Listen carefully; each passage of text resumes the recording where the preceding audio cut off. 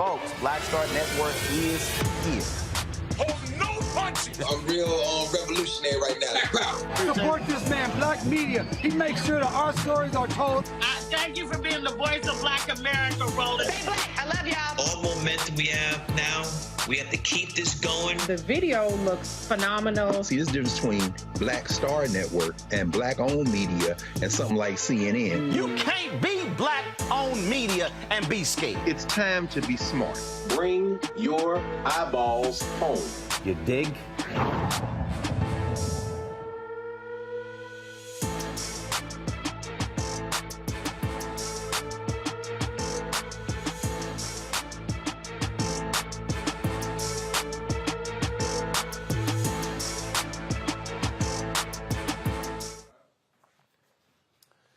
Today is Friday, December 16, 2022. Coming up on Roland Martin Unfiltered, broadcasting live on the Black Star Network from Atlanta, where tomorrow the Celebration Bowl takes place. North Carolina Central versus Jackson State. We'll hear from Jackson State head coach Deion Sanders speaking about why he is leaving Jackson State for the University of Colorado. You don't want to miss what he had to say. Also on today's show, 5 Louisiana state troopers have been accused of beating Ronald Greene in 2019 to death. They have been charged. We'll talk to his mom right here about the negligent homicide, malfeasance, and obstruction of justice charges level against those 5 state troopers. Also, U.S. Attorney General Merrick Garland issues new guidelines to close the disparity between crack and cocaine charges. We'll tell you about that as well. A Louisiana Parish is in a legal battle to keep a construction company from building an industrial plant in a Black residential neighborhood. The co-founder of the Descendants project will explain the significant court victory. Also, the Senior Vice President of Public Policy and Government Affairs at the UNCF will talk about the IGNITE Act and what that means for HBCUs. Also, Black women are starting businesses at a faster rate, but there are issues there about getting those doors open. We'll talk with Monique Presley about a pathway forward for Black women. Plus, Chris Paul, the guard with the Phoenix Suns, graduates from Winston-Salem State University and presents a $2,500 financial gift to each member of his graduating class. We'll explain. Y'all, there's a lot to break down and unpack. Plus, also, the DJ, Switch, committed suicide. A lot of people have been talking about it, but life coach Avery Woodley dropped a video today on Instagram that is so emotional and so powerful, and it's the best video that I've seen talking about suicide. Folks, you do not want to miss this video. We got all of that right here on Roland Martin Unfiltered on the Black Star Network. It's time to bring the funk. Let's go. He's got it. Whatever the miss, he's on it. Whatever it is, he's got the scoop, the fact, the find. And when it breaks, he's right on time and it's rolling. Best believe he's knowing. Putting it down from sports to news to politics. With entertainment just for kicks, he's rolling. It's on Go Roll, y'all. It's Roland Martin, yeah. Rolling with Roland now. He's funky, he's fresh.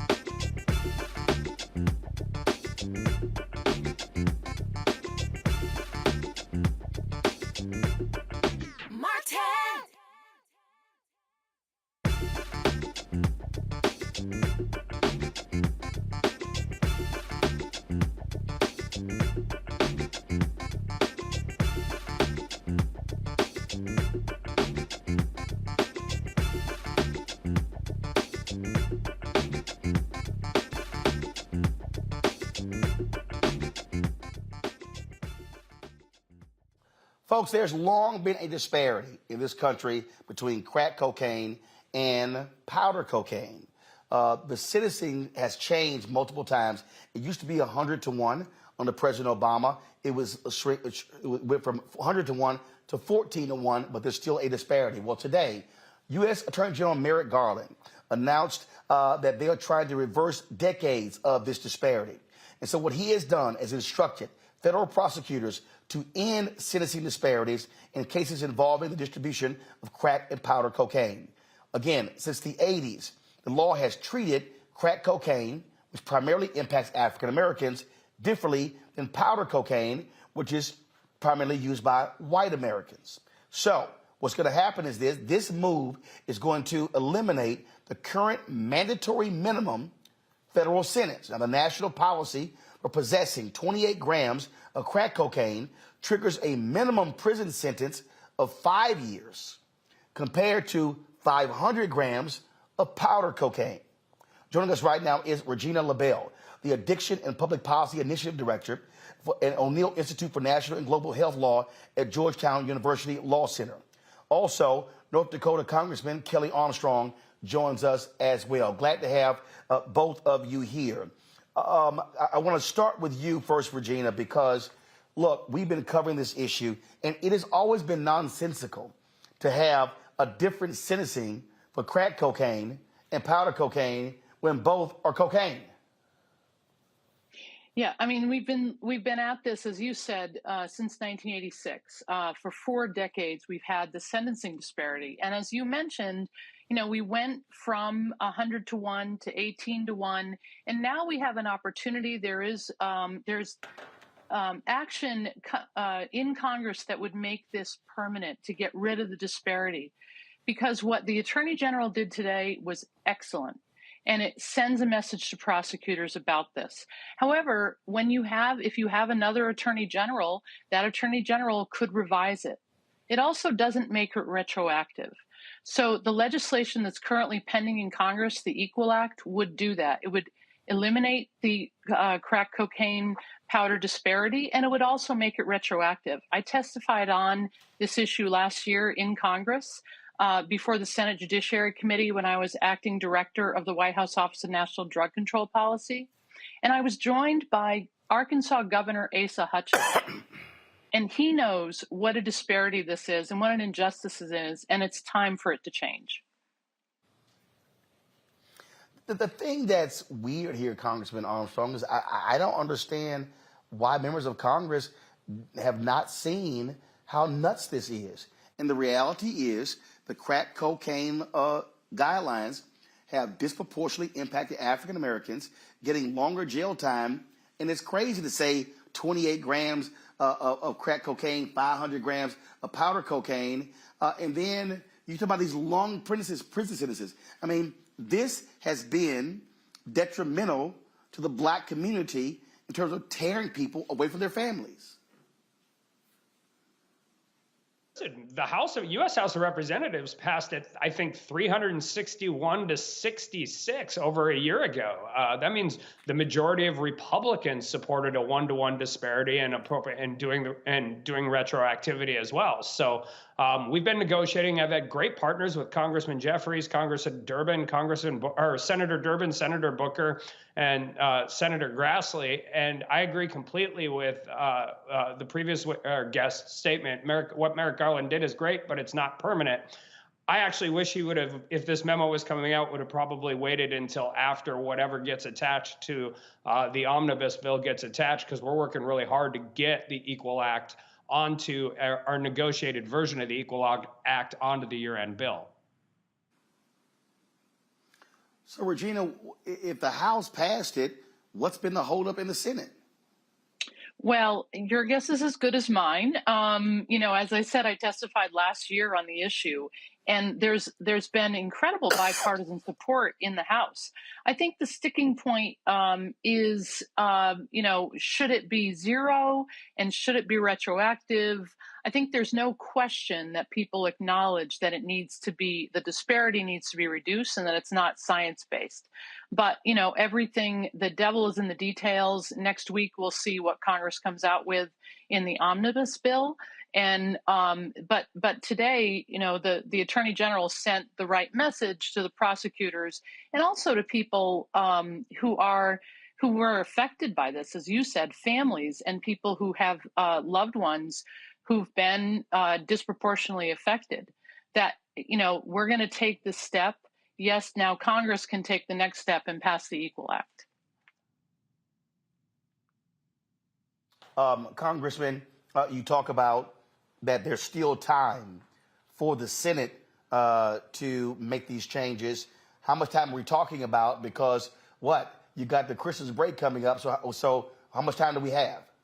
48 hours, I think. I think the omnibus bill will be written by the end of this weekend, and we'll come back and both parties will move. And if we can't get it attached here, we're going to have to start all over again next Congress, which would be really unfortunate, because even in spite of all of the different politics around crime and all of those different issues, there just about every organization from all across the ideological spectrum supports this because it's the right thing to do.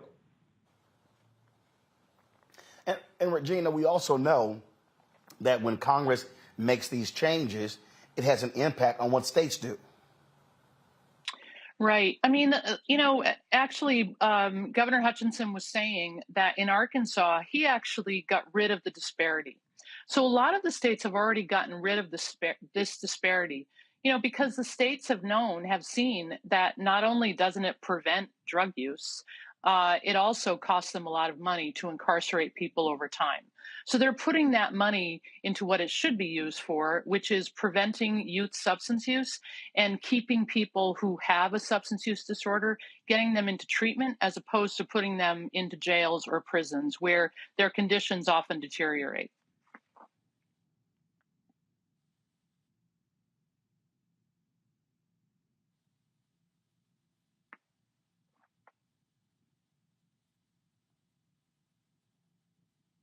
So, Congressman, sorry about that. I had an audio issue here. So, Congressman, last question for you. What do you need our audience to do? What should the public be doing right now to push this along?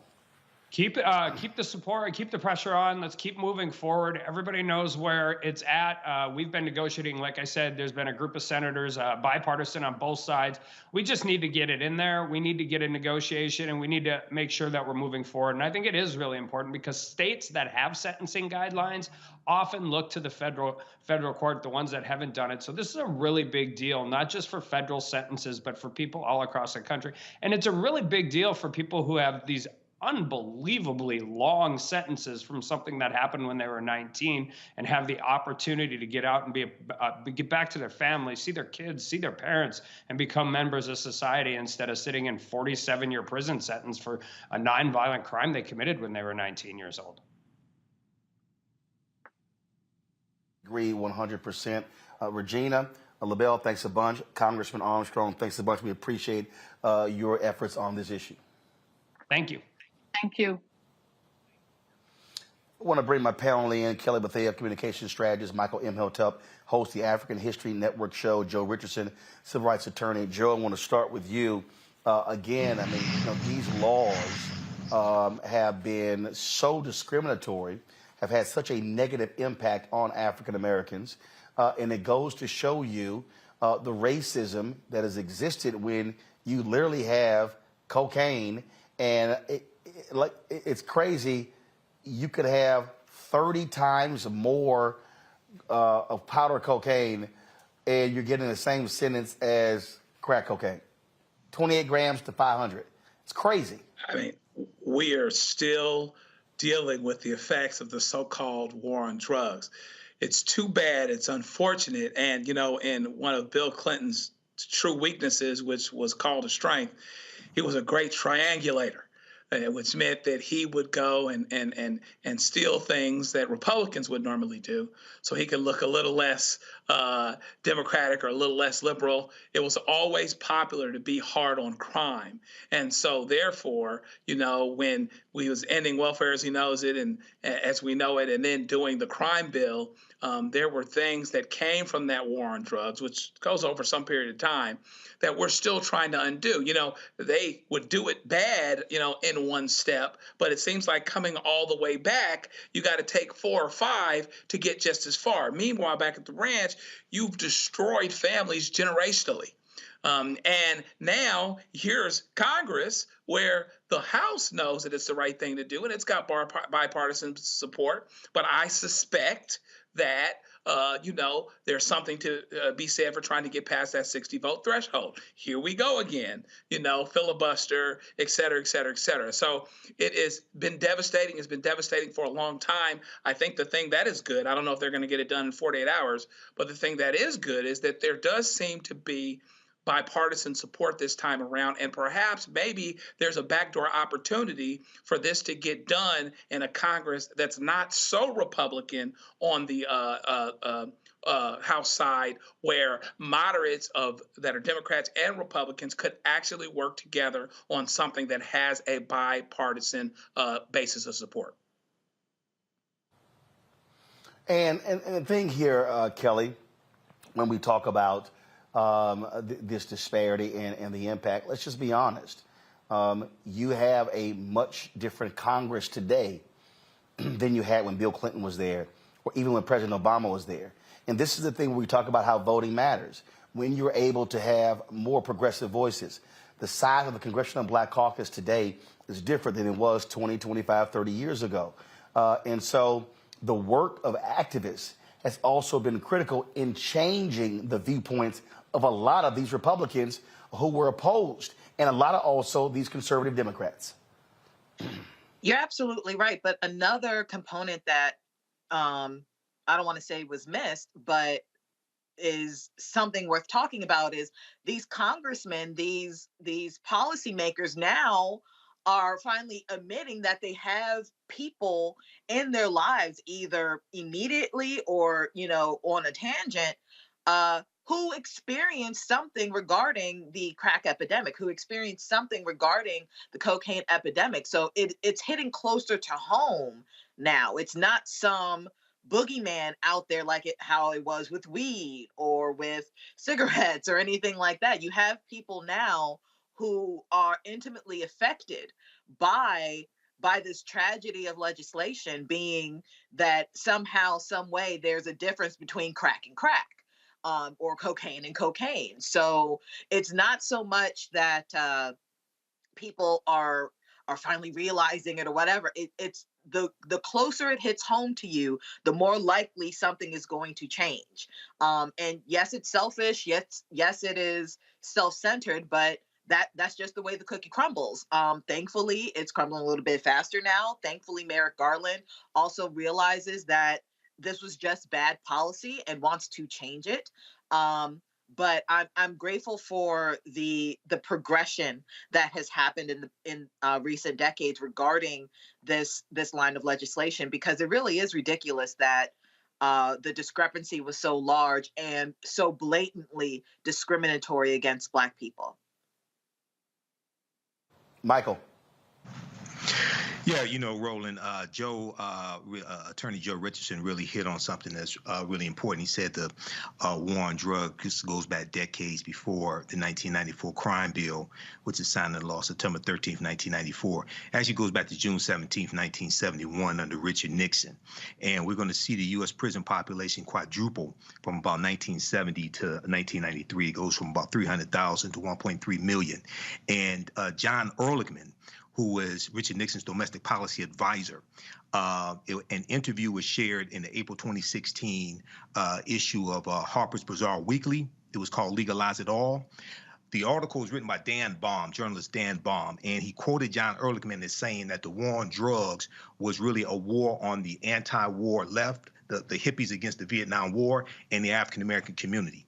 And he said that John Ehrlichman told him, by associating marijuana with the anti-war left and heroin with the African-American community, you could raid their offices, you could investigate their leaders, you can jail them, things like this. And he talked about how they would run stories every night on the nightly news to convince people that you needed a war on drugs, okay? And when we go, I remember here in Detroit in the 1980s when crack first hit, and we saw story after story after story on the evening news talking about crack, how addictive it was, things like this. And this helped to fuel the war on drugs. So this is long overdue.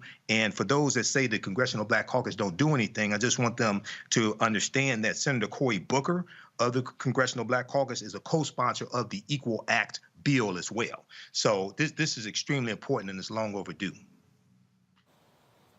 Indeed. All right, folks, got to go to a break. We come back. We're going to talk about the 5 Louisiana state troopers now charged for the death of Ronald Greene. His mother will join us next right here on Roland Martin Unfiltered on the Black Star Network. Don't forget to download the Black Star Network app, Apple phone, Apple TV, Android TV, Roku, Amazon Fire TV, Xbox One, Samsung Smart TV. Also, you can, of course, join our Bring the Funk fan club. Your dollars make it possible for us to be here on the road, traveling around the country, covering the stories that matter to you. Send your check and money orders to P.O. Box 57196, Washington, D.C., 20037-0196. Cash App, $RM Unfiltered. PayPal is R Martin Unfiltered. Venmo is RM Unfiltered. Zelle is Roland at RolandSMartin.com.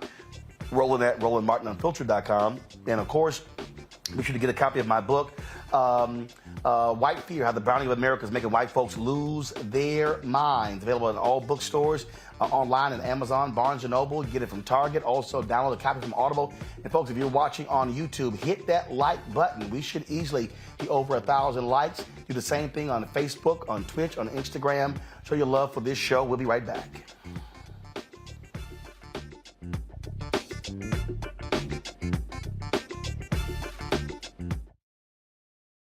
On the next Get Wealthy with me, Deborah Owens, America's Wealth Coach, inflation is on the rise. Interest rates are high. Can you still thrive during these uncertain times? On the next Get Wealthy, you're gonna meet a woman who's done just that, living proof of what you need to do to flourish during these uncertain times. These are times where you take advantage of what's going on. This is how people get rich or richer. That's right here on Get Wealthy, only on Black Star Network. On the next A Balanced Life with me, Dr. Jackie, 'tis the season, tree trimming, party going, and gift giving. And I don't know about you, but for me, sometimes it can be overwhelming, and sometimes it's just downright exhausting. Surviving the holiday season, we got tips for you for staying sane, solvent, striving, and thriving, and sometimes keeping a little money in your pocket. 2 things just out of the gate: set boundaries and set a budget. On a next A Balanced Life right here on Black Star Network with me, Dr. Jackie.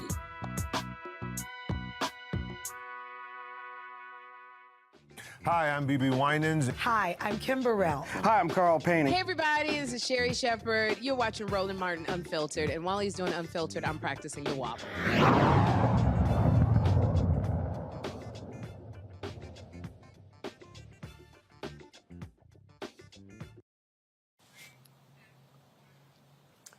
Folks, 3 years ago, Louisiana state troopers lied about how Ronald Greene died. They said he died from a car crash. Body cam footage showed he was viciously beaten by police officers. 3 years later, last night, a grand jury indicted 5 of those state troopers for the death of Ronald Greene. Trooper Corey York was indicted on 1 count of negligent homicide and 10 counts of malfeasance in office. York was previously suspended for 50 hours without pay as part of the investigation. He's now on leave. Trooper John Cleary was indicted for 1 count of obstruction of justice. He's been placed on leave. Former Louisiana State Police Trooper Dakota DeMoss was indicted on 1 count of obstruction of justice.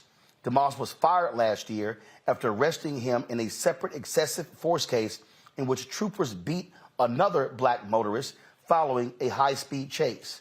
Former Louisiana State Police Trooper Captain John Peters was indicted on 1 count of obstruction of justice.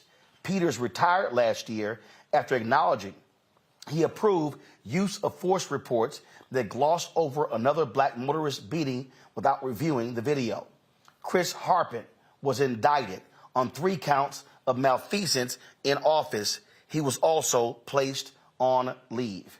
Joining us right now is Mona Harden, the mother for Ronald Greene. Mona, it is glad to see you. We've had you on the show before. You have been standing and fighting for 3 years for justice for your son. And last night, it had to be, it had to feel good, even though your son is not here, that finally these officers have been charged. Now, charged is one thing, convicted is another, but at least we're moving forward with some semblance of justice. Yes, yes. And I thank you so much for this platform again. I must say that the emotional highs and lows was just so crazy throughout the whole day, and how it ended up. We're truly elated. We're grateful that we've gotten this far. First and foremost, we are so grateful. Here we are. What happens next and how these charges unfold, we're waiting and anticipating.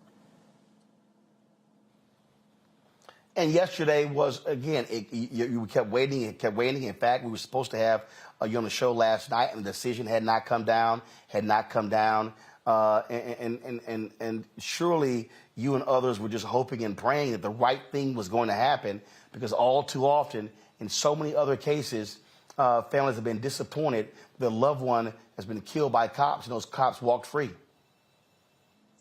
I tell you, it was so many people, men, women, came to me. They were just in tears. I think back, and it's just gut-wrenching, because they know, just like you say, they know of so many who went to their graves with no answers, for their loved ones. So this is really historical, because this is for everyone here. It's not about just Ronnie, it's for everyone, because it's the spectrum of this is just so wide. We have to keep an eye on this, how it plays out, what kind of conviction these cops get. It's horrible, even now, to find out that they haven't been arrested. They should be locked up. They shouldn't be roaming free. We came this far, we got indictments, and they should have been cuffed on the spot and jailed. Because we're talking about murder. And we talk about murder, but we're also talking about this flat out lying. I mean, they came to you, others, and said, "Oh, he died in a car accident." What was it? His car struck, what did it say? It struck a tree? Yes, that's exactly what they told us. He struck a tree, I'm so sorry, and he died on impact. That's how it first was relayed to us. And to see how it unfolded, when we first saw the car, and we saw that the car had very minimum damage to it, hood, nothing was caved in. We knew from then, oh my gosh, yeah, we had a fight on our hands. And they said, you're dealing with state troopers. They run the state of Louisiana. We had no idea how meaningful that statement was and how scary it would end up being for me and my children, this investigation. And it was also just the constant lying and the lying to investigators, the lying to you, the lying to lawyers. And then all of a sudden we begin to see the reports, and then the body cam, and then all of a sudden we begin to hear about obstruction of justice and the falsifying. I mean, and just constant. And this thing really evolved where it showed the sheer corruption among Louisiana State Police. Exactly. And that's what you have to focus on, the whole picture in its totality, because it clearly defines the organized criminal activity from the top down throughout the whole state. All these politicians, the top brass, all those, there's so many entities that this network of KKK, it is what it is. We have to call it like it is. This organized criminal activity from KKK members, it is what it is. I'm not going to sugarcoat this mess. But the thing is, all the dots connect. I must tell you, all the dots connect. So it's like, let's get in here and pull these pieces out. They're so well connected, but it's so obvious because they don't give a damn. They're in your face with everything they have. They truly hold themselves above the law and dare you to come and dismantle them. They dare you to come in And it's like, for me and my family, I'm so sorry. I'm traveling right now. And I think I'm on focus. Or am I okay? No, you're fine. You're fine. No, you're fine. Well, first of all, you know, and I've had to do this way too many times, Mona. Unfortunately, you know, you are now part of a what we call a sorority or fraternity nobody wants to be a part of.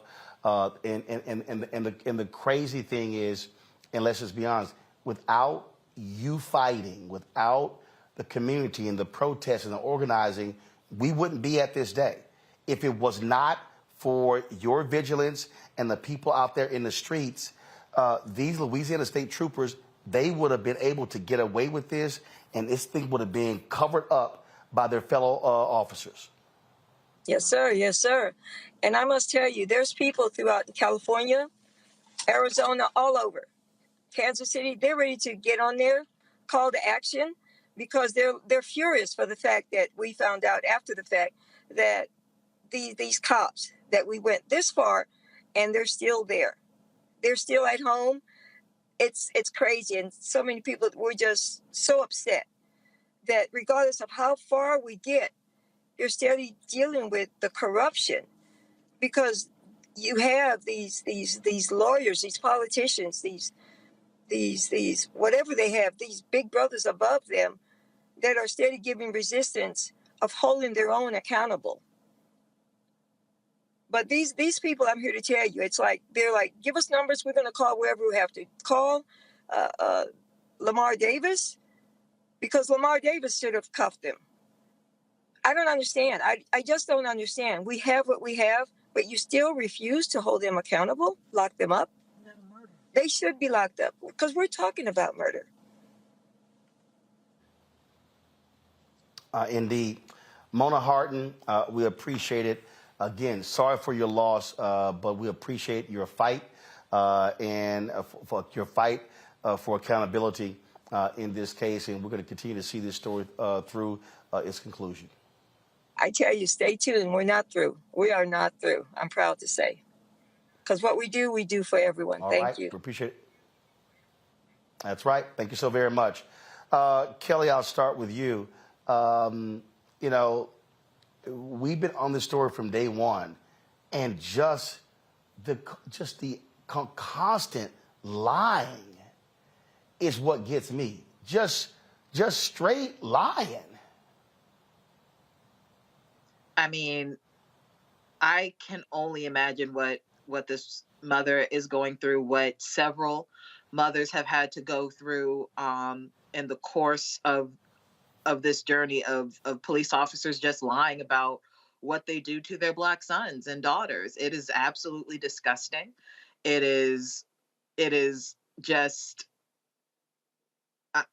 I'm tired of it.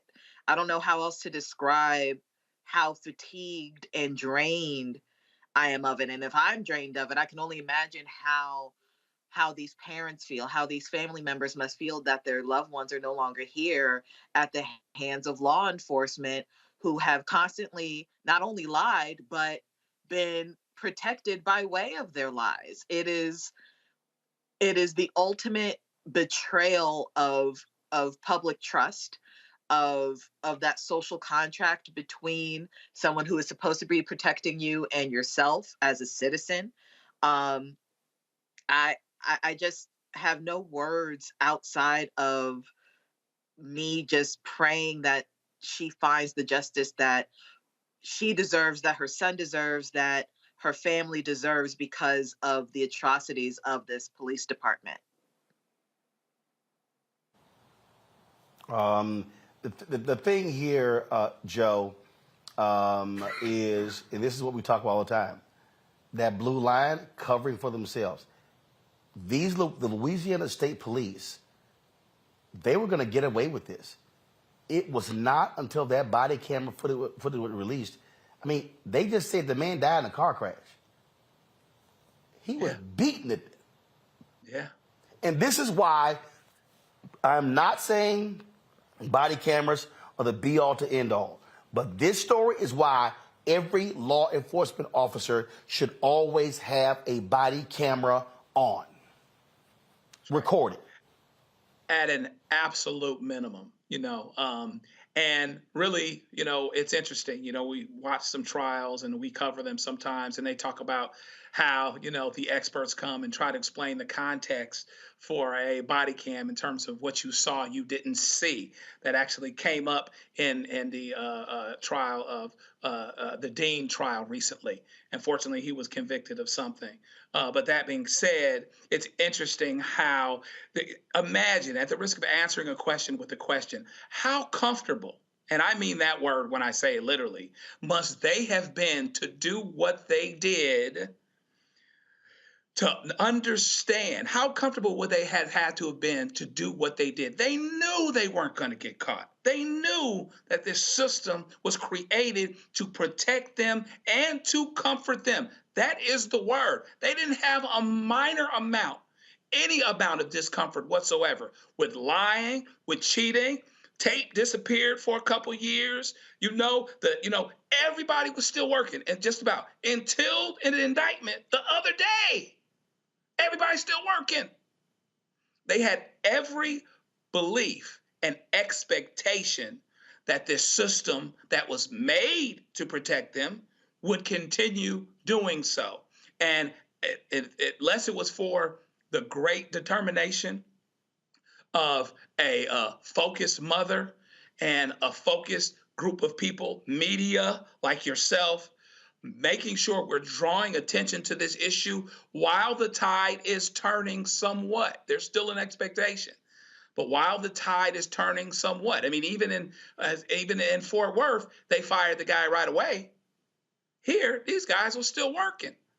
This mother was still paying these people's salaries and retirements, as the case may be. And so, hopefully we're turning the corner in some ways. But I tell you, if you're looking for something to do, we got our hands full on this thing, because this is a full-blown system thing.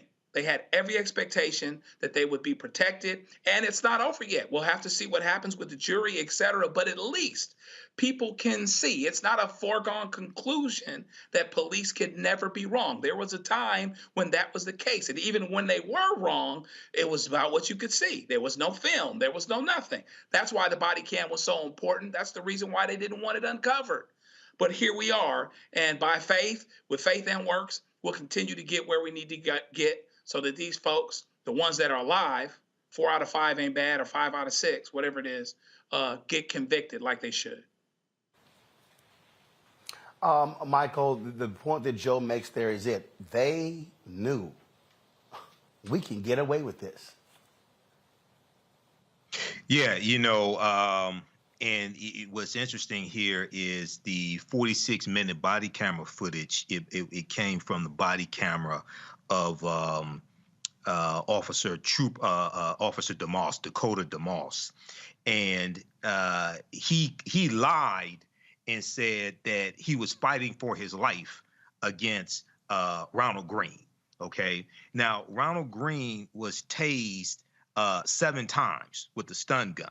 Okay, Master Trooper Chris Hollingsworth used his stun gun 7 times on Ronald Greene, and then also he was beaten in the head with a flashlight as well. All right. Now, unfortunately, Chris Hollingsworth died. Okay, that's the officer that died. I wish he was alive to face the full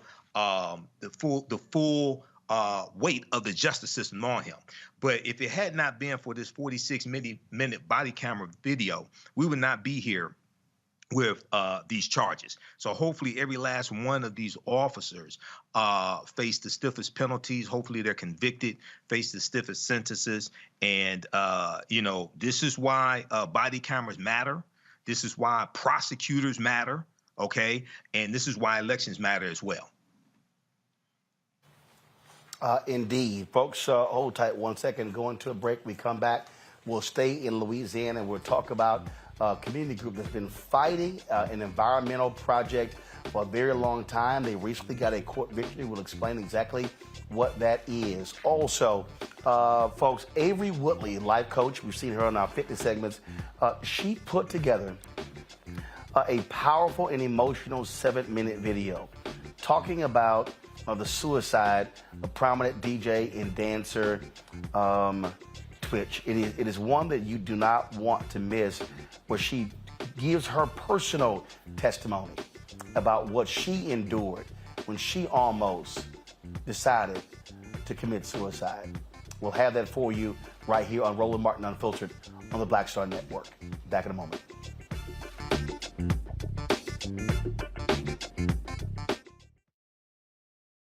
Hatred on the streets, a horrific scene, a white nationalist rally that descended into deadly violence. White people are losing their damn minds. As an angry pro-Trump mob storms the U.S. Capitol, we've seen shooting. We're about to see the rise of what I call white minority resistance.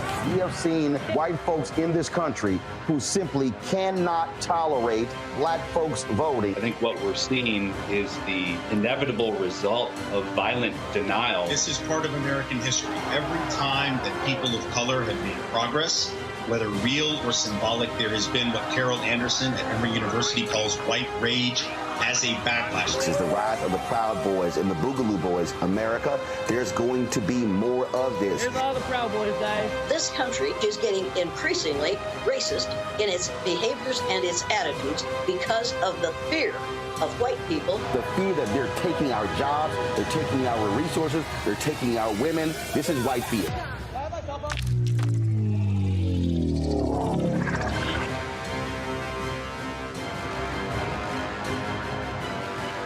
Something crazy, but I don't know what to do.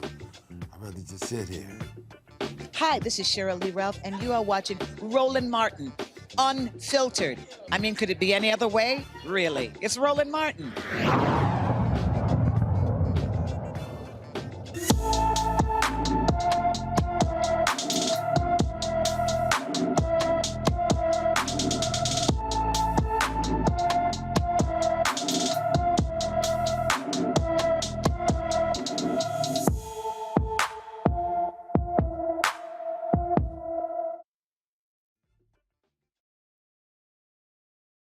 Barbara Johnson is missing from Bernice, Louisiana. The 14-year-old was last seen on November 4th. Barbara is 5 feet 4 inches tall, weighs 115 pounds, with black hair and brown eyes.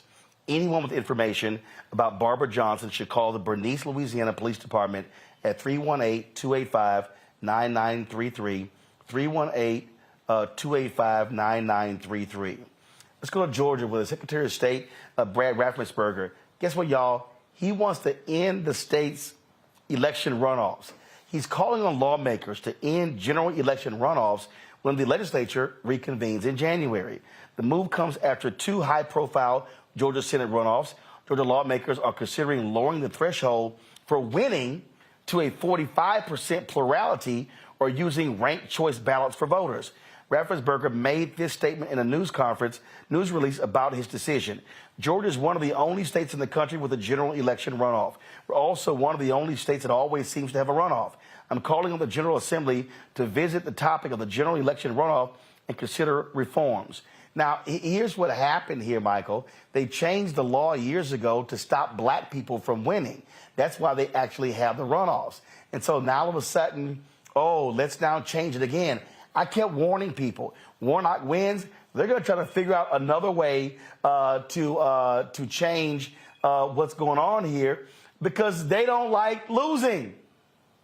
Right. Well, it was State Representative Denmark Groover in 1963. He was a white supremacist segregationist, and he's the one that pushed the statewide runoff election law, and it was specifically designed to lock African Americans out of statewide power so that if in the primary election, if African Americans put all of their votes behind one African American candidate and white people split their votes between a Democrat and Republican or what have you, if they could get a do-over. If no candidate got more than 50% of the vote, the top 2 vote getters had to go head-to-head in a runoff election, and that was designed so white people could coalesce their votes around one white candidate, regardless of political affiliation, and defeat the African-American candidate. Keep in mind, Georgia is the state with the largest Confederate monument in the country. So when Raphael Warnock won in January 2021 in that runoff election and beat Kelly Loeffler the second time,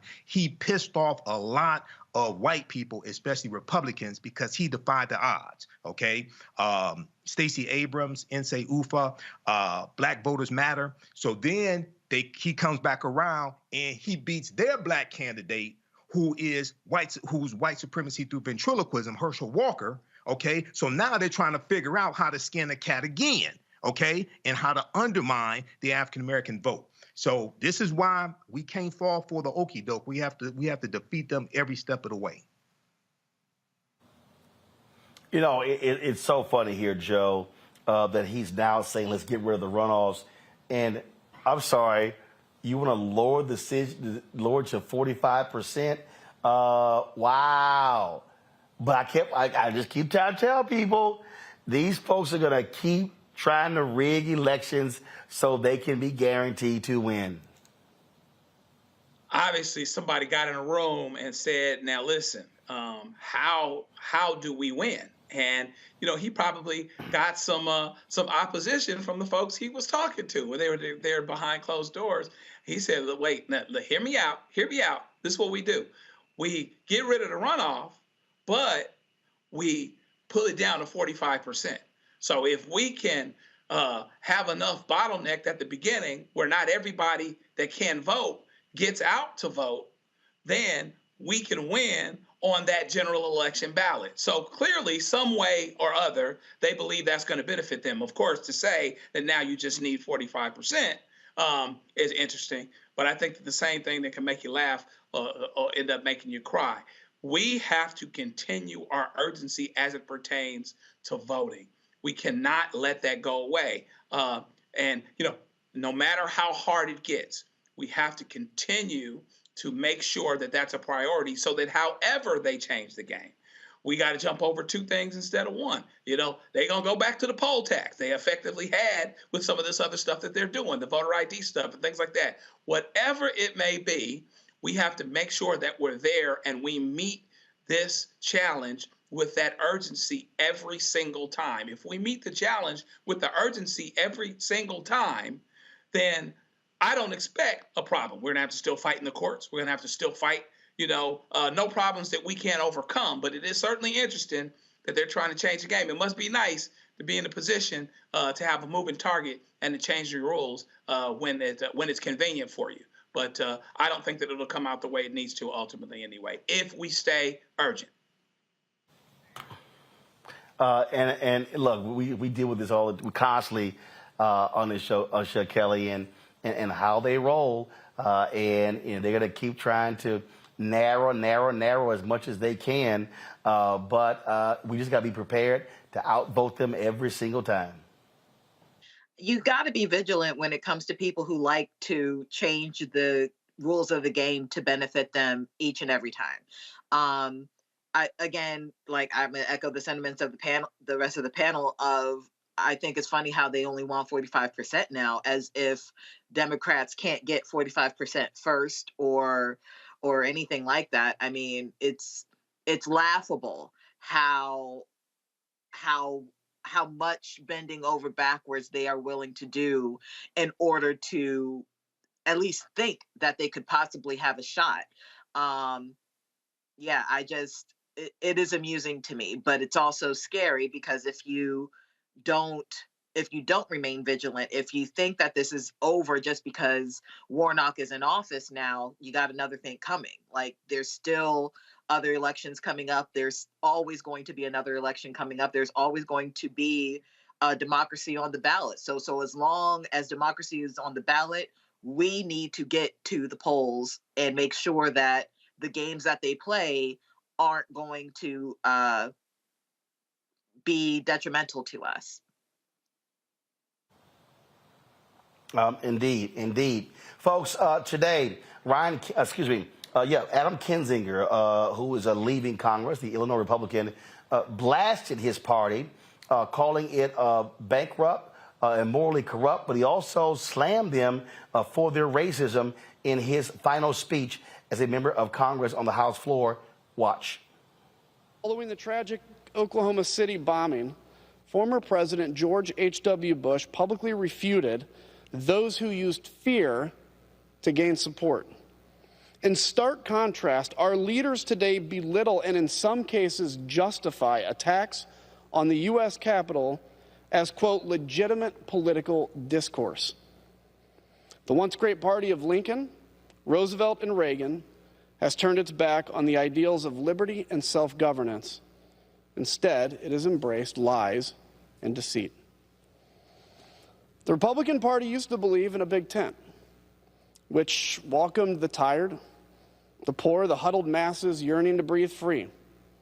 Now, we shelter the ignorant, the racist, who only stoke anger and hatred to those who are different than us.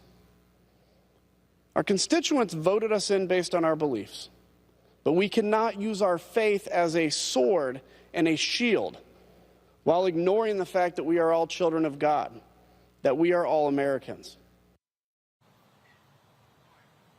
Oh, that's great, but you know they're going to keep doing exactly what they are doing because that's who they are.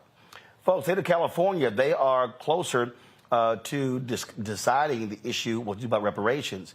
The 9-member California Reparations Task Force continued this week, holding its second public hearing on recommendations for state-level reparations. On Wednesday, the task force hosted the second public hearing in Oakland, where black residents made their thoughts known. My name is Max Fennell. My great-grandfather was a sharecropper, and then thankfully my grandfather went to Tuskegee. At Tuskegee, it was George Washington Carver that convinced my grandfather to move north and start his own church. So that's a little bit of my history, but really what I came up here to say is I'm a businessman and all I care about is the numbers. I care about cutting the check.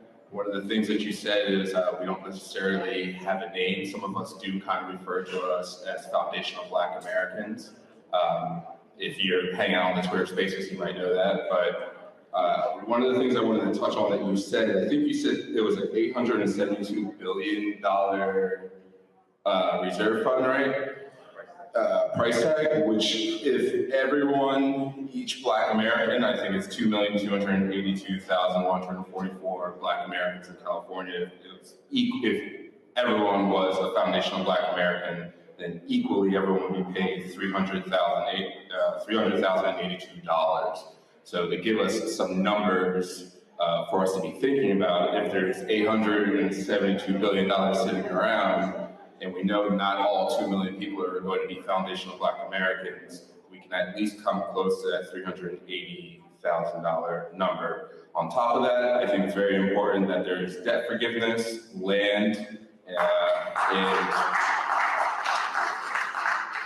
I've lived here for 7 years, and I can't begin to tell you how much money I've spent on rent. So when it comes to housing, there's got to be something, no down payment, 2 years, 3 years, no payment, something like that. But land, money, and that number is around $380,000. Thank you.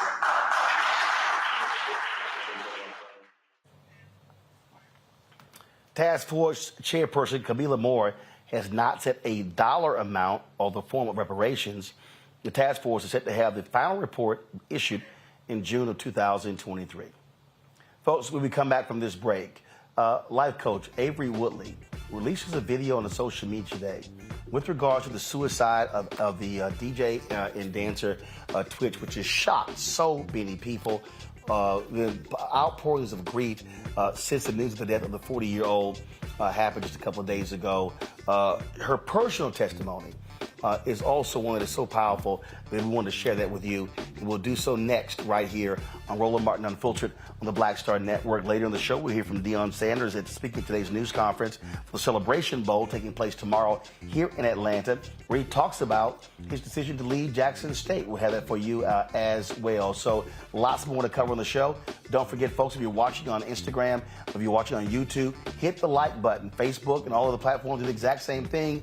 Like and share button, folks. Same on LinkedIn as well. And support us in what we do by downloading the Black Star Network app. We've already crossed the 50,000 threshold. Let's get to 100,000 downloads. Apple phone, Android phone, Apple TV, Android TV, Roku, Amazon Fire TV, Xbox One, Samsung Smart TV. Support our Bring the Funk fan club. We're asking 20,000 of our fans annually to give $50 each. That's $4.19 a month, 13 cents a day. You can support us by sending check and money orders to P.O. Box 57196, Washington, D.C. 20037-0196. Cash App, $RM Unfiltered. PayPal is R Martin Unfiltered. Venmo is RM Unfiltered. Zelle, Roland@RolandSMartin.com. Roland@RolandMartinUnfiltered.com. And be sure to get your copy of my book, White Fear, How the Browning of America is Making White Folks Lose Their Minds. Available at all bookstores everywhere. Be sure to check it out. And of course, download the copy from Audible as well. We'll be right back.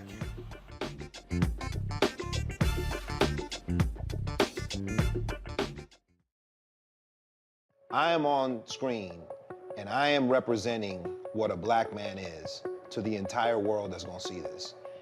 And this might be the only black man, a representation of a black man that they see. Right. So I am responsible, right, for how they see black men. And it's my responsibility to, if I am not playing an upstanding, honorable, someone with a strong principle or moral core, to make sure that this character is so specific, right, that it is him, not black men.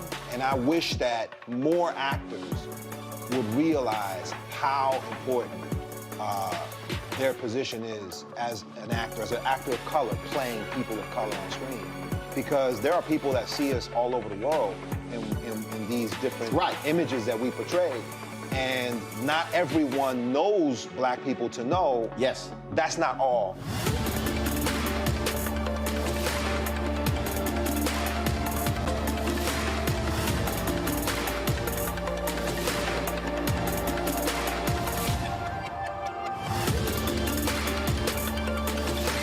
Carl Payne pretended to be Roland Martin. Holla! You are watching Roland Martin, and I'm on his show today, and it's, what, huh? You should have some cue cards. Hey, what's up, y'all? It's your boy, Jacob Lattimore, and you're now watching Roland Martin right now.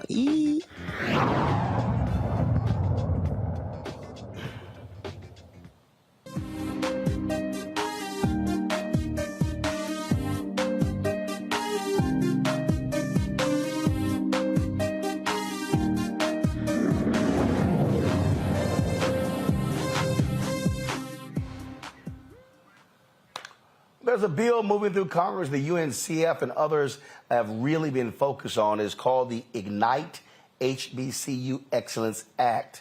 It stands for the Institutional Grants for New Infrastructure, Technology, and Education for HBCUs Excellence Act.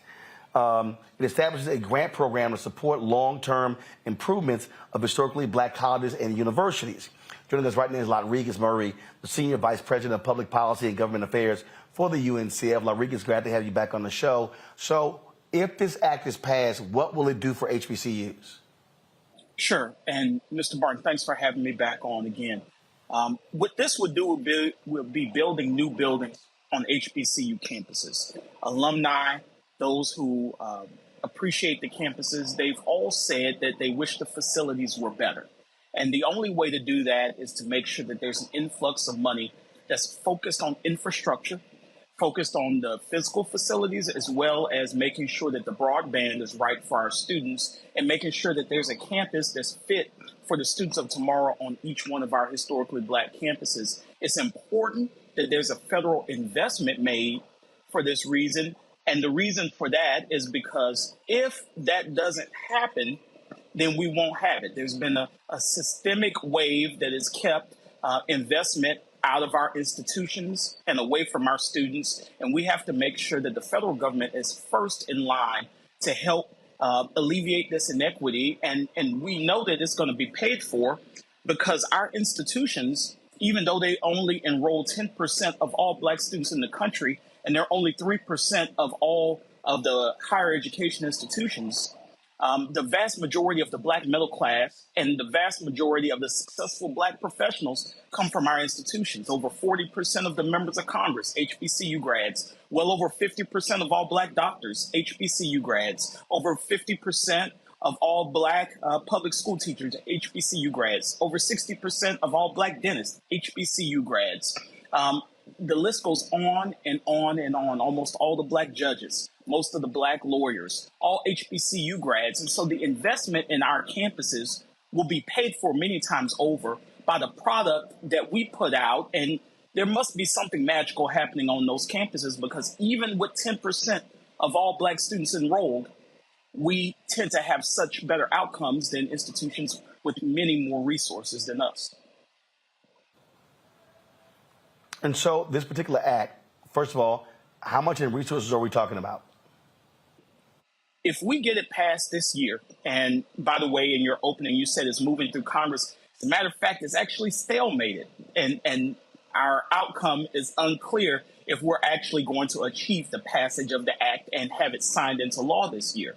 But if we can get it, because of other appropriations that are moving through this year and could culminate next week, it looks like upwards of $225 million in 1 year for building on our campuses. But we actually have to pass the bill and get the authorization. And that's why UNCF has started a campaign and taken to social media. You know, we talk all the time about grass tops and then grassroots. We're trying to get to the grassroots and get the real people who have gone to these institutions, that know these institutions well. And we're trying to get them to write letters to Congress. And so we've set up our own website, uncf.org/HBCU Ignite. If you go there and fill out the form and press send, in less than 15 seconds, you can send 2 letters to the Senate, one to each one of your 2 senators, send a letter to your House of Representatives member, and then also send a letter to the president and to the vice president, a fellow HBCU grad, and let them all know that you want this bill passed and you want it passed this year. You know, Congress is going to look really different in less than 30 days, Roland. And if we don't act now, who knows when we're going to have this opportunity again. Questions for my panel real quick. Kelly, you first. Sure. So are there regions in particular that you feel like need this help the most as far as HBCU construction, or are we talking about just blanket across the board money to HBCUs for construction purposes? Kelly, that's a great question. We're talking about the latter. So we've surveyed HBCUs, and over 90% of them say that they have deferred maintenance to the point where they need this kind of federal investment.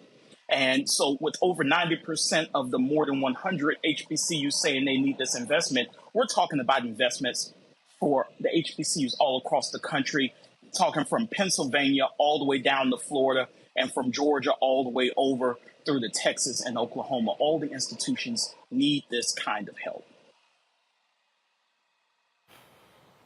Joe? Appreciate your work, sir. If you had your wish list, I think that what is being proposed here is just a drop in the bucket, relatively speaking, when you look at the endowments of, historically white institutions, et cetera. But if you had your wish list, what would be the next thing along the road? So, Joe, I think that's a good question also. We've worked really hard over the last 5 years to try to change the landscape for HBCUs. So we started out, if you remember, Bennett College and their issues of funding and with their accreditor. We started out deferring the loans that many HBCUs had to the federal government. We started out deferring Bennett along with 6 of his colleagues. We added 6 more. So we had 13 institutions whose loans were frozen in time for a period. And then in December 2020, we were able to alleviate those same loans, not just for 13 institutions, but completely wipe them off the books of 45 HBCUs that were owing the federal government money to the tune of over $1.7 billion. In addition to that, we've been able to secure permanent funding for the STEM programs at HBCUs. That was the Future Act. It passed in December, almost the same time in 2019. And then over the course of the pandemic, we were able to secure some $7.5 billion with a B for HBCUs with a line item specific for those institutions. You put all that together, and we've been tackling issue by issue to try to improve these institutions, along with the philanthropic support that UNCF solicits from the public. But this is the next frontier. Infrastructure is the big thing, because when you're trying to recruit students, infrastructure is what they look at when they come to visit your campus. Then with the pandemic, it made it so important to have the infrastructure improved, because now we realize you need more space, you need more laboratories. Our students, our faculty have to be on the cutting edge of making sure that issues like COVID-19 or RSV, whatever is the emerging issue, that we have the right facilities so that we can study and get rid of the health disparities that are the scourge for our race and that no one else is really looking at. If HBCUs don't get the right labs and the right buildings to look at these health disparities and other kinds of disparities all across our diaspora, who else will do it, Joe? Right. Amen. Indeed. All right. So what do you want our artists to do? Thank you, Roland. I want everyone to not just do this, but to tell a friend and tell a friend to tell a friend. Go to uncf.org/HBCU Ignite. In less than 15 seconds, you can fill out that form and press send, and you've impacted Capitol Hill, and you improve the chances of Congress taking up this bill this coming week, next week. That's the end game. They're going to pass their appropriations bills, and they're going to pass everything that they have on their docket, and they're going home. And if they don't pass HBCU Ignite by Christmas Eve, then that means we have to start all over again from the beginning next Congress. And that means all 219 of our House co-sponsors, over half the House, is on board with this bill. We'll have to start all over from co-sponsor number one and try to build our way back. But HBCUs, our students, we just can't wait that long. We need everyone going to uncf.org/HBCU Ignite, and then let everyone else know that they should do the same. If you care about the schools, care about the students, help us make them better. uncf.org/HBCU Ignite. All right, Rodriguez, we certainly appreciate it, man. Thanks a lot. Thank you so much, Roland, and best of luck to you in the new year. I appreciate it likewise. All right, folks, today at Winston-Salem State University, one of their graduates actually gave a gift to the fellow graduates. Chris Paul, 11-time NBA All-Star, of course, point guard, graduated today from Winston-Salem State University and presented his fellow classmates a $2,500 financial gift. Watch.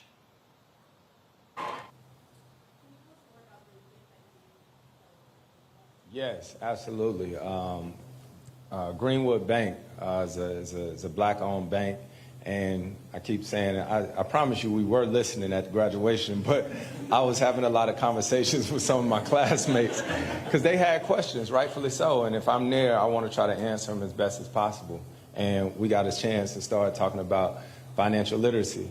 You know, one of the homies standing right there, he had trash bags over his shoes at first or whatnot, and he talked about how much he spent on the shoes that he had, and so we talked about a bank account, you know, and that's what it is for all the students. It's a bank account for all of them, and all of their bank accounts start with $100.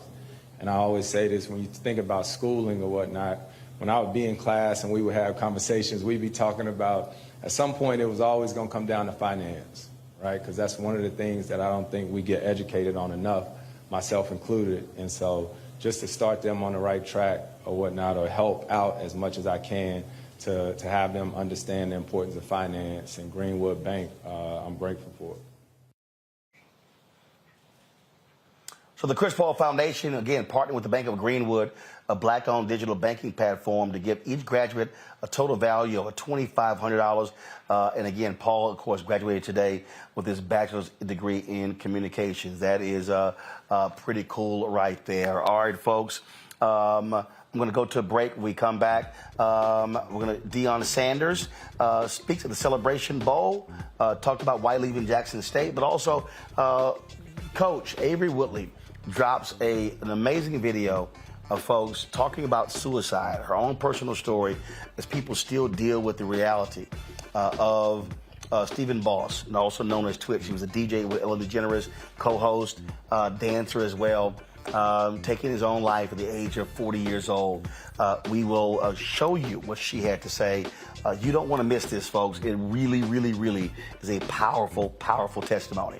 You're watching Roland Martin Unfiltered on the Black Star Network. Back in a moment.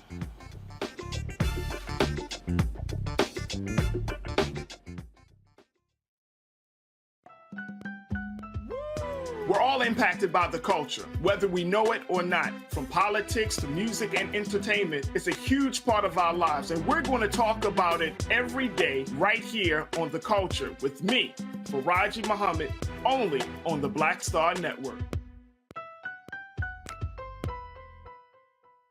Hey, what's up, everybody? It's Godfrey, the funniest dude on the planet. Hi, I'm Israel Houghton. Apparently, the other message I did was not fun enough. So this is fun. You are watching Roland Martin, my man, Unfiltered.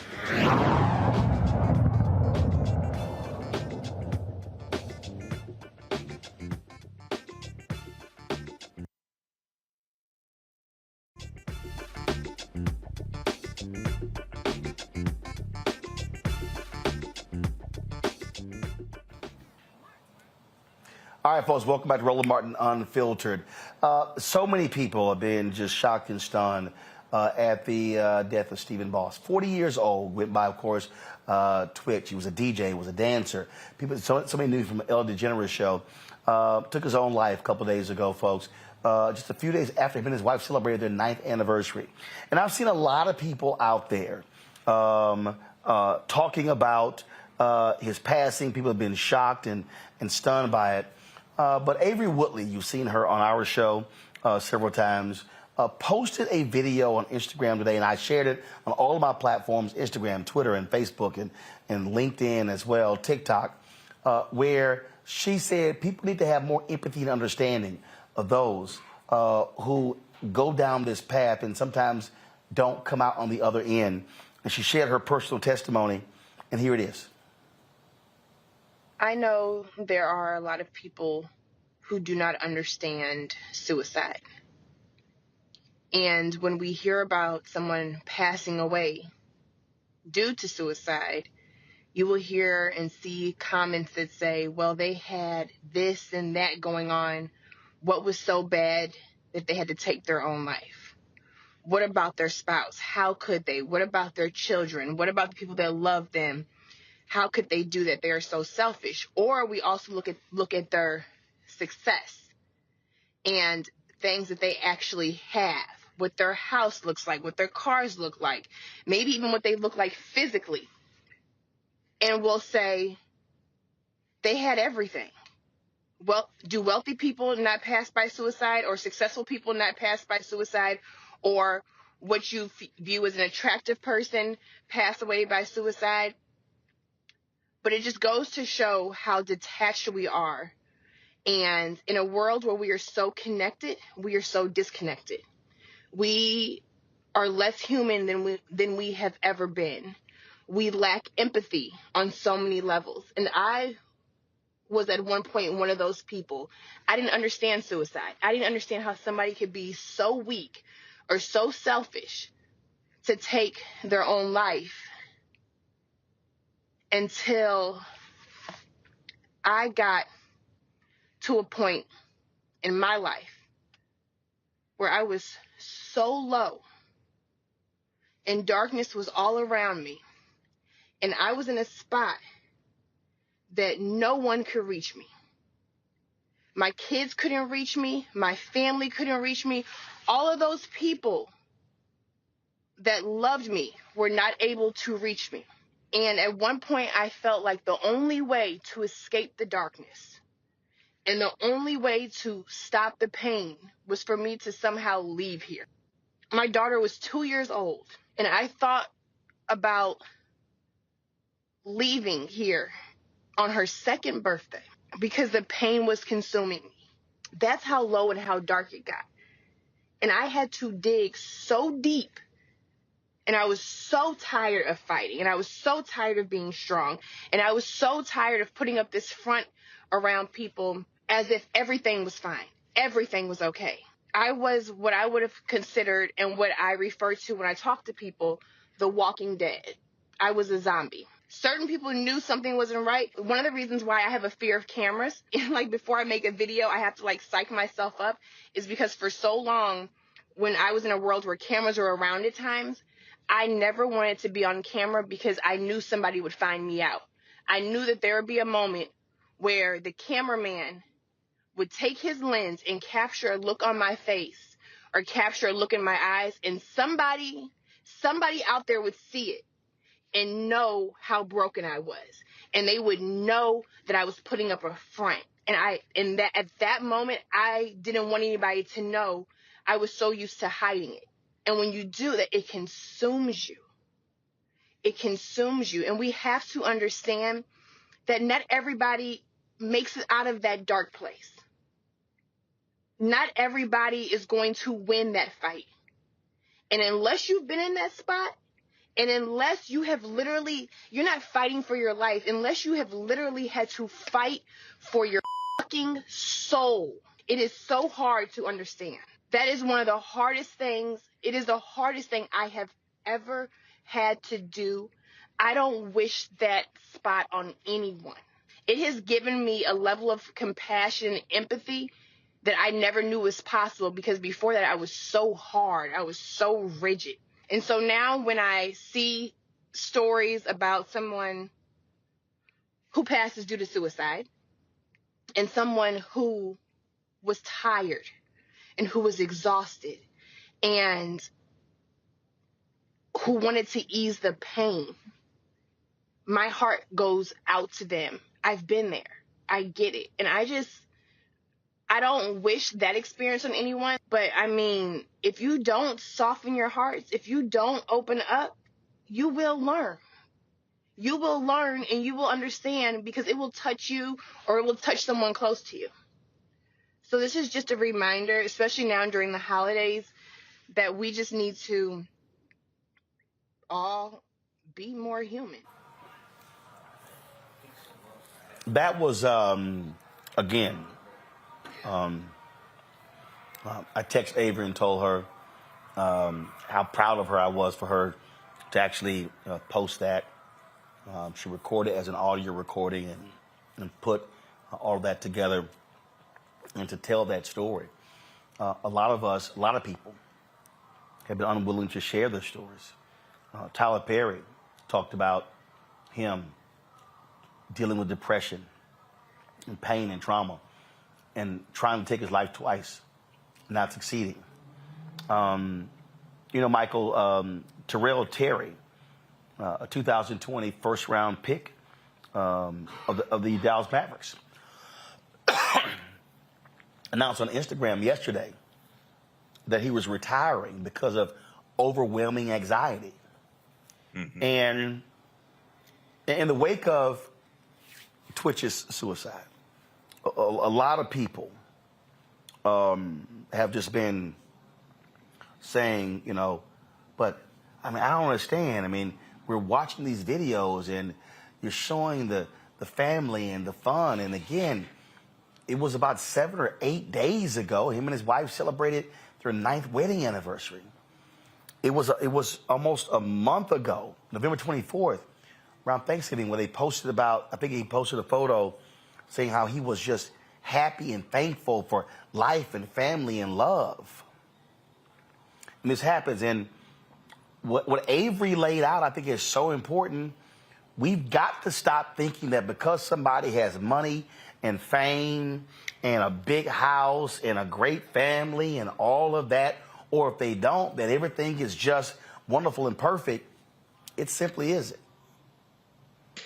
Yeah, that's true, Roland. This is definitely a tragedy, and more details are coming out. I'm looking at an article right now from Yahoo Entertainment where his grandfather is talking about how the family's completely devastated, and new details are emerging. Mental health is something that's extremely important. It has to be really addressed, and it doesn't matter whether you are poor, whether you are wealthy, whether you are a celebrity, things of this nature. You never know what's going on. Recently, David Mann, who's married to Tamala Mann, you know, Mr. and Mrs. Brown. You mentioned Tyler Perry. They're in Tyler Perry movies and the TV show. He was on the Tamron Hall show, and he talked about being diagnosed with depression. And he was so focused on making sure everybody in his family was okay because he was the fixer in the family. That was his responsibility, make sure you're okay, you're okay, you're okay. That he didn't focus on his own mental health, and he felt like he was drowning. And he said people would not realize he was drowning unless he was no longer there, meaning he died. Okay, so this is extremely important, and you know, I applaud people like Taraji P. Henson who are using their platform as a celebrity to shed more light on this. But we need more funding from the federal government to address mental health as well.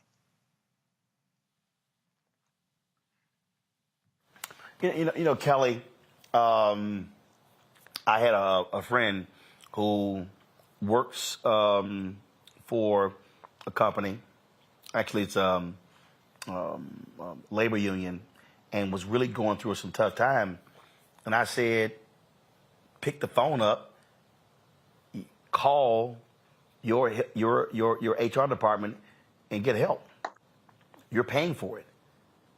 And that's part of the deal. Part of the deal is being able to share and talk to someone, and having someone to encourage you to get the help that you need, because for a lot of people, they just don't have somebody who they can call. And a lot of times, again, we're so good at masking things. In many ways, we just don't know what they're dealing with, even if married to them. And I get that. So this hit home for me because I also deal with depression and anxiety. I've been clinically diagnosed for years now. I've been on medication for years now. I have attempted suicide at least twice that I can remember. A lot of times I've blacked out. And most recently, my suicidal ideations came back within the last couple months because my brother was murdered October 2nd. So I get it. I absolutely get it. And for those who I've seen on social media talking about like how happy he was, this, that, and the third, you know, even his Thanksgiving post, a good day does not necessarily override a dark mind. You know, you having a spark of light every once a month or once an hour when 24 hours is still in a day. It is hard to get up every morning feeling, I don't even want to say like a failure, but like literally nothing. And to try and feel like something every single day, it is beyond fatiguing. I don't know how else to describe it. I also understand a lot of my family and friends, myself included, who are in the church, who are considered religious, who do not understand that sometimes I'm not going to say that God is not capable, but God also made people who have the tools, who are closer to being capable than just some ancestral help. But to your point about picking up the phone for those who are hurting, I know in my case that it was not a situation in which I could pick up the phone, because you don't even know you need the help. Because in my world, this was normal. If you don't know what normal feels like outside of what you are living through, how do you know to pick up the phone? How do you know that you're not doing well? You think everybody else is alone too, until someone comes into your life and shows you different. But if you don't have that something different, you're not going to know. I don't want to keep everybody here. It's late, but it is a journey. It is a journey to choose life every day. It is a conscious decision to choose yourself every day. And for those who, like Twitch, were not able to choose themselves in a way that would have benefited the rest of us, I just wish them well in the choice that they made. And I hope that they find the peace that they were searching for. But for those who are still on this side of the ancestral plane who are thinking about making that choice, don't. There are tools out there. There are people out there. My DMs are open. I'm out here. And whether it's through prayer, manifestation, or anything, you can and will get through this if that is what you want to do. Yep. And Joe, you know, one of the reasons why I was glad that Avery posted that, because I've seen some people already commenting on my Facebook page or Instagram page who said that they had suicidal thoughts or they actually were going down that path, and then when they saw her story, were encouraged by that. And part of the deal is by having very prominent people be very honest. And I thank Kelly for her transparency and honesty as well. When they were able to see folks who speak about dealing with this stuff, then they also realize I'm not the only one. It's just not me. That's right. And also, first of all, Kelly, I'm thinking about you. I'm praying for you. You know, and I appreciate the fact that you are courageous enough to add works with that faith to go as far as you can to continue in your self-care journey. You know, I have a client who is a young child, just turned 18 years old, was pimped out of the group home that she was in. She's suicidal because of what she's gone through and what she's seen. People will look at that person and say, oh, okay, I understand that person's suicidal, but what about the professional person who seems to be doing well?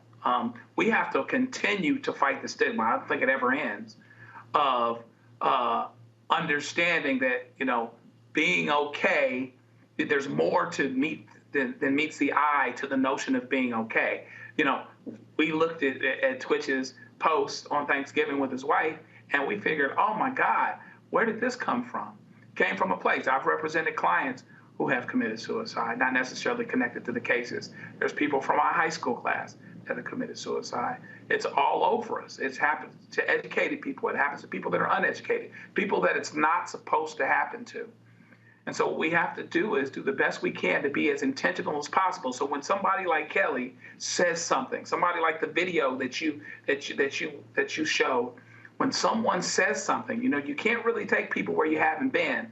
But one thing you can do is you can realize that there is somewhere else to go, that there is another experience out there where someone could have everything and feel like nothing and feel hopeless. It exists. It's there. And all of the trappings of whether it's fame or whether it's success or how people define it, I think can intensify those feelings. They might feel there's that much more on an island. I'm the one that's not making it, that's supposed to make it here, or I think I'm making it because this is how it was always defined to me. But I'm going from breath to breath and from hour to hour and from minute to minute, not knowing what it is I'm going to do.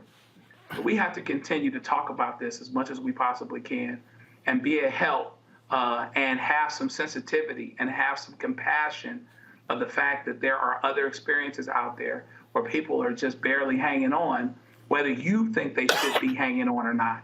We got to continue that discussion. Indeed. So, folks, there are services out there. If you are looking, if you have issues with suicide and those thoughts, please make the call, send the text message, and seek the help because we love you, the people who love you, and we want folks to be able to get as much help as they can. Got to go to a break, folks. We come back. Deion Sanders speaks today about the Celebration Bowl taking place tomorrow here in Atlanta, North Carolina Central, Jackson State, and he talks about why he's leaving, and why he left Jackson State, and what his mission in life is. We'll have that for you next, right here on Roland Martin Unfiltered on the Black Star Network. Back in a moment.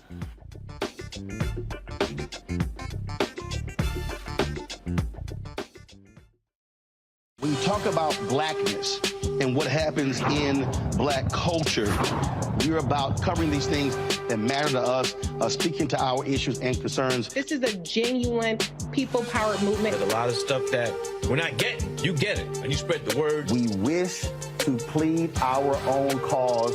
Too long have others spoken for us. We cannot tell our own story if we can't pay for it. This is about covering us. Invest in black-owned media. Your dollars matter. We don't have to keep asking them to cover our stuff. So please support us in what we do, folks.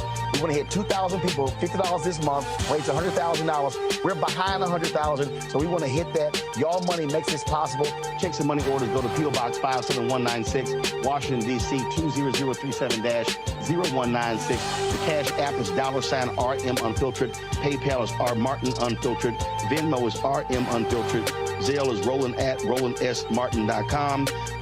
On the next Get Wealthy with me, Deborah Owens, America's Wealth Coach, inflation is on the rise. Interest rates are high. Can you still thrive during these uncertain times?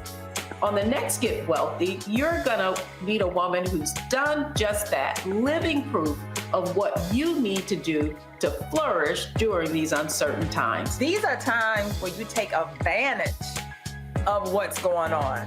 This is how people get rich or richer. That's right here on Get Wealthy, only on Black Star Network. Hi, I'm Israel Houghton with Israel and New Breed. What's up, what's up? I'm Dr. Ricky Dillard, the choir master. Hey, yo, Peace World, what's going on? It's the Love King of R&B, Raheem Devon, and you're watching Roland Martin, Unfiltered.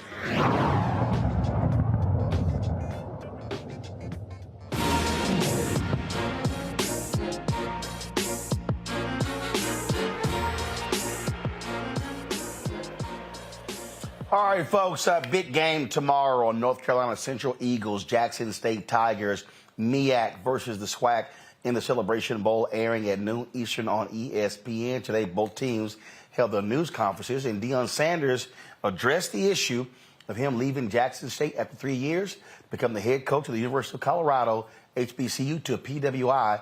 Here's primetime. Let's get the cat out of the bag, man. Let's go ahead and talk about that. You're right on all accounts. I appreciate you. Never once did I say they're going to put a tombstone with my name on it at Jackson State, so I wasn't going to die here.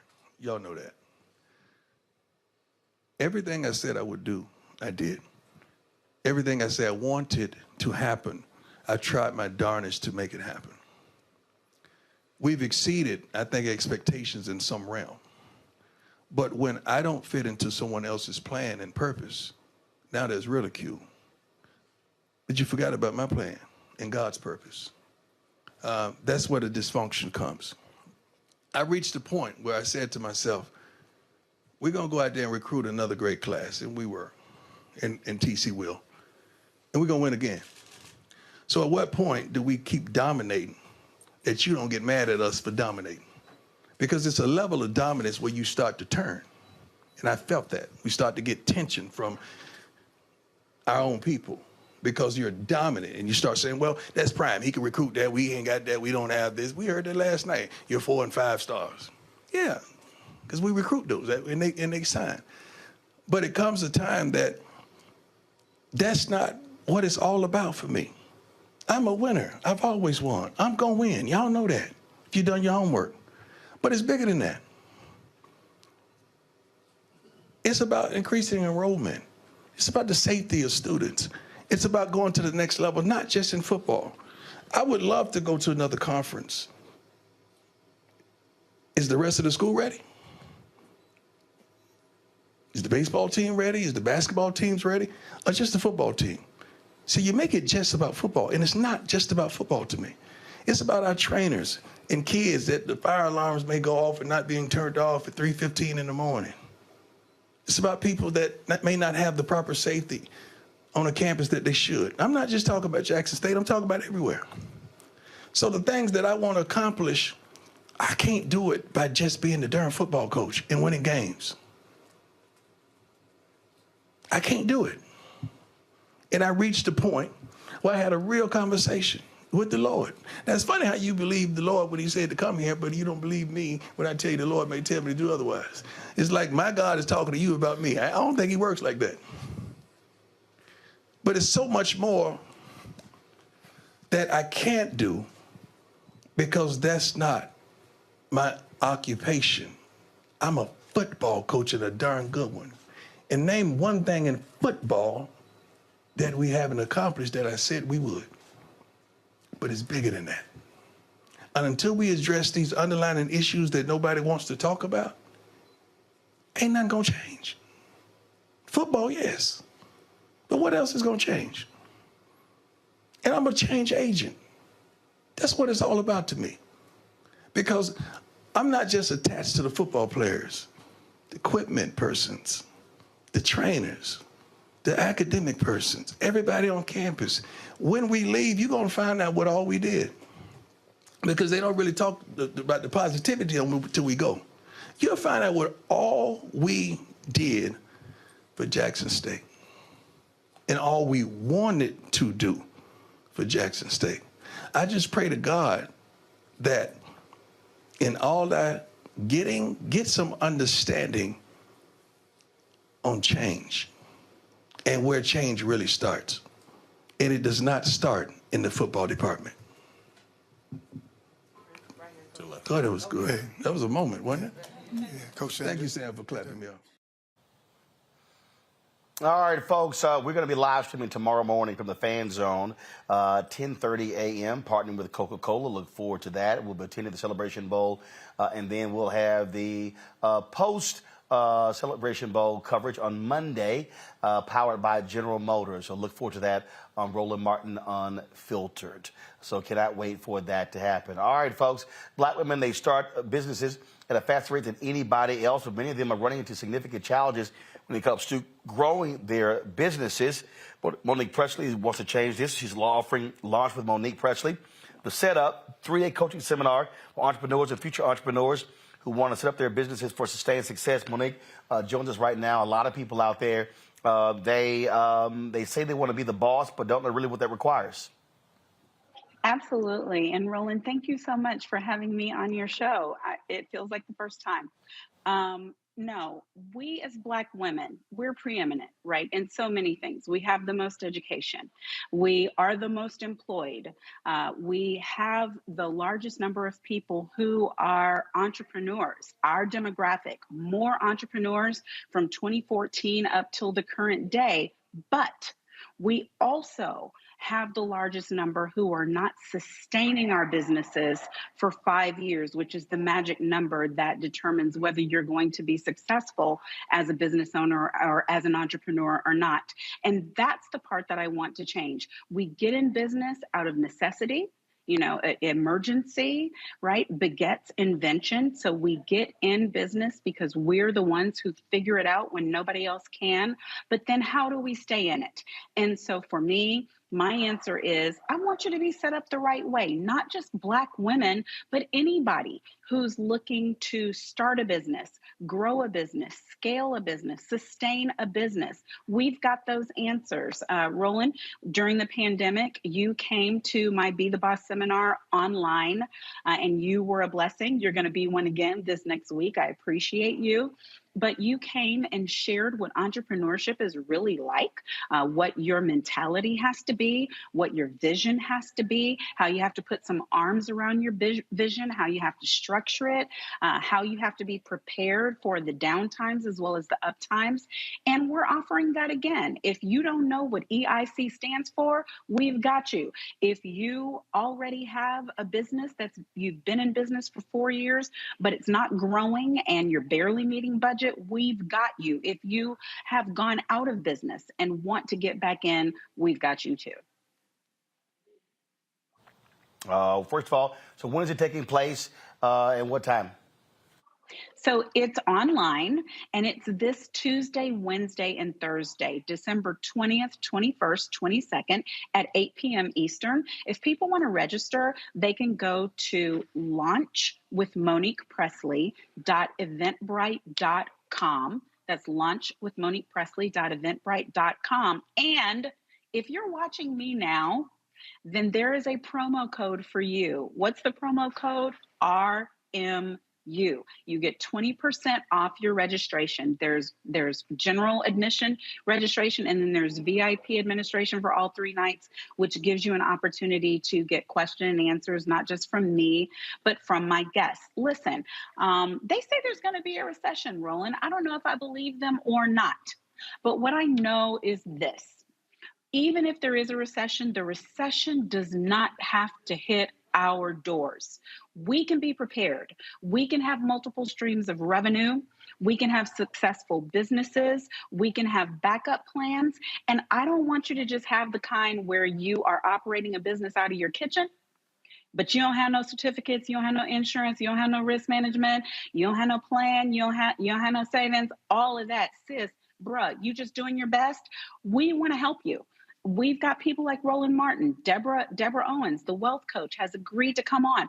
We have others like my stylist who are going to give us tidbits so that you can not just be in business, but stay in business. And that means that you're going to listen when we say you don't just need an EIC and a website. You need every web domain that you even can conceive of about your business. You need insurance. You need certificates. You need risk management plans so you don't have to call me to manage your crisis. What if somebody comes in your business and they slip and they fall? Are you ready? We want you to be ready. So that's what we have for you. And I've got people, frankly, Roland, whether it's you, whether it's Deborah, whether it's me, we command $850+ an hour. And I am offering 3 days at $150. That's before the promo code. So I'm hoping people take advantage of this because the people, me and the people who are coming, we're passionate about ensuring that whether you can get out of that depression or not, you've got insurance to cover it. Whether you know what your next plan is or not, you can pay food for your family. You can cover the roof over their heads. There are some basic things that there are principles for that some of us have had access to explanations for. And I want everybody who my voice can reach to have those same answers, that same information. All right, folks, taking place next week. So please and use the promo code as well. Monique, I really appreciate it. Thank you so very much. I appreciate you. The promo code is RMU. All right, folks, use the promo code RMU. It ain't hard, okay? That's real simple.